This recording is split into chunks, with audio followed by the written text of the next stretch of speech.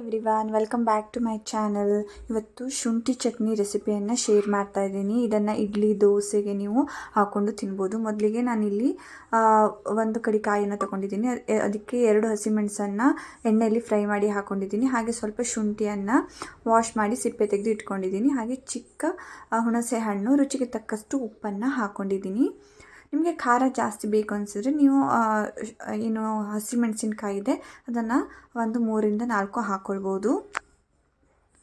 ಇದನ್ನೆಲ್ಲ ನಾನು ಮಿಕ್ಸಿ ಜಾರಿಗೆ ಹಾಕ್ಕೊಳ್ತಾ ಇದ್ದೇನೆ. ಹಾಗೆ ಸ್ವಲ್ಪ ನೀರನ್ನು ಹಾಕ್ಕೊಂಡು ಇದನ್ನು ನುಣ್ಣಗೆ ರುಬ್ಕೊಂಡು ಬರ್ತಾ ಇದ್ದೀನಿ. ಇದು ನುಣ್ಣಗೆ ರುಬ್ಕೊಂಡು ಬಂದಿದ್ದೀನಿ, ನೋಡ್ಬೋದು. ನಿಮಗೆ ಏನಾದರೂ ಗಟ್ಟಿ ಚಟ್ನಿ ಬೇಕು ಅಂದರೆ ನೀವು ಇದಕ್ಕೆ ಮತ್ತೆ ನೀರನ್ನು ಆ್ಯಡ್ ಮಾಡೋದಕ್ಕೆ ಹೋಗಬೇಡಿ. ನಿಮಗೆ ಇಡ್ಲಿಗೆ ಅಂದರೆ ಸ್ವಲ್ಪ ತೆಳ್ಳಗಿನ ಚಟ್ನಿ ಬೇಕಾಗುತ್ತೆ, ಆವಾಗ ನೀವು ಇದಕ್ಕೆ ಸ್ವಲ್ಪ ನೀರನ್ನು ಹಾಕ್ಕೊಳ್ಬೋದು. ನಾನಿಲ್ಲಿ ಇವತ್ತು ಇಡ್ಲಿಗೆ ಶುಂಠಿ ಚಟ್ನಿಯನ್ನು ಮಾಡ್ತಿರೋದು. ಅದಕ್ಕೆ ನಾನು ಸ್ವಲ್ಪ ಮಿಕ್ಸಿ ಜಾರಿಗೆ ನೀರನ್ನು ಹಾಕಿಬಿಟ್ಟು ಅದನ್ನು ವಾಶ್ ಮಾಡಿ ಅದೇ ನೀರನ್ನು ನಾನು ಚಟ್ನಿಗೆ ಹಾಕ್ಕೊಂಡಿದ್ದೀನಿ. ಇದನ್ನು ಚೆನ್ನಾಗಿ ಒಂದು ಸಲ ಮಿಕ್ಸ್ ಮಾಡ್ಕೊಳ್ತಾ ಇದ್ದೇನೆ. ಇದಕ್ಕೆ ಒಂದು ಚಿಕ್ಕದಾಗಿ ಒಗ್ಗರಣೆಯನ್ನು ಹಾಕ್ಕೊಳ್ಬೇಕು.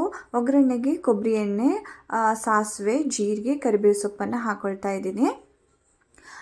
ಒಗ್ಗರಣೆಯನ್ನೆಲ್ಲ ಚೆನ್ನಾಗಿ ಮಿಕ್ಸ್ ಮಾಡ್ಕೊಳ್ತಾ ಇದ್ದೇನೆ. ಇವಾಗ ಶುಂಠಿ ಚಟ್ನಿ ರೆಡಿಯಾಗಿದೆ. ನೀವು ಇದನ್ನು